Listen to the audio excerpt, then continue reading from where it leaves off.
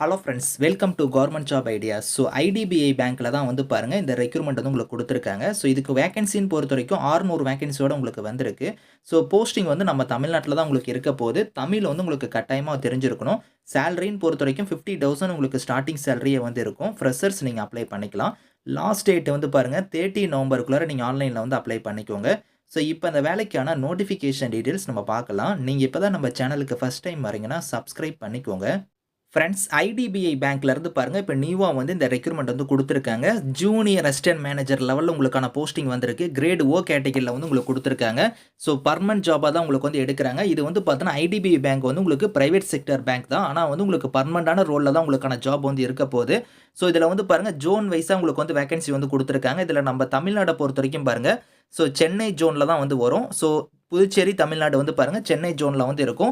So சென்னையில் தான் posting இருக்குமா அப்படின்னு நினைக்க வேணாம். தமிழ்நாடு, புதுச்சேரி எல்லாமே வந்து இதில் உங்களுக்கு எல்லா மாவட்டத்துலையுமே உங்களுக்கான போஸ்டிங்ஸ் வந்து இருக்கும். 50 வேகன்சி வந்து பார்த்தோன்னா நம்ம தமிழ்நாடு ரீஜனில் வந்து ஜென்ரலிஸ்ட் கேட்டகரிக்கு மட்டும் வந்து கொடுத்துருக்காங்க. அதேமாதிரி வந்து ஸ்பெஷலிஸ்ட் கேட்டகரிக்கும் வந்து பாருங்கள் தனியாக வேகன்சி இருக்குது. அது வந்து பேன் இண்டியா ஃபுல்லாக உங்களுக்கான போஸ்டிங் வந்து இருக்கும். ஸோ 100 வேகன்சி வந்து பார்த்தோன்னா ஸ்பெஷலிஸ்ட் கேட்டகரிக்கு வந்துருக்கு.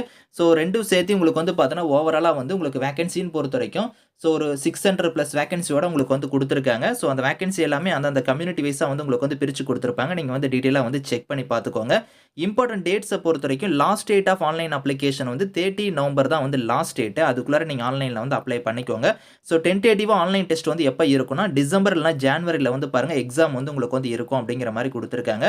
ஸோ இந்த வேலைக்கு வந்து உங்களுக்கு ஏஜ் லிமிட் வந்து மினிமம் வந்து 20, மேக்ஸிமம் 25 வரைக்கும் நீங்கள் வந்து அப்ளை பண்ணிக்கலாம். இங்கேயே பாண்ட் பிட்வீன் கொடுத்துருப்பாங்க. அந்த இயர்லேருந்து அந்த இயருக்குள்ளார நீங்கள் பிறந்திருந்தால் எலிஜிபிள்.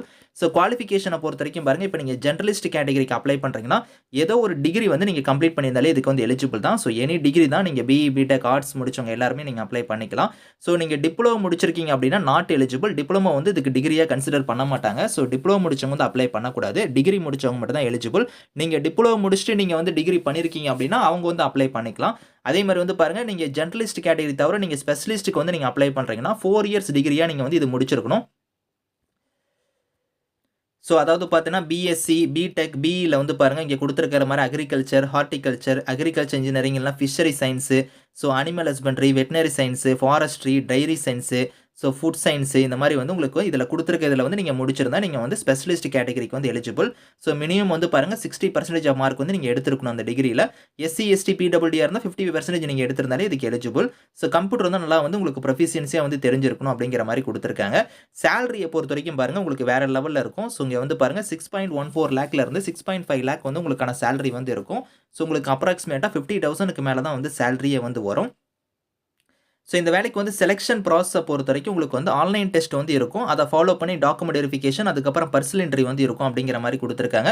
ஆன்லைன் டெஸ்ட்டுக்கான பேட்டர்ன் வந்து இங்கே கொடுத்துருக்காங்க. பார்த்தீங்களா, ஜென்ரலிஸ்ட் கேட்டகரியாக இருந்தால் இந்த 4 சீரியல் நம்பரில் கொடுத்துருக்காங்க பாருங்கள். இந்த பேட்டர்ன் படி உங்களுக்கான எக்ஸாம் வந்து நடக்கும். அதே நீங்கள் வந்து ஸ்பெஷலிஸ்ட் கேட்டகரியாக இருந்தால் எக்ஸ்ட்ரா வந்து இது ஒன்று ஆட் ஆகும்.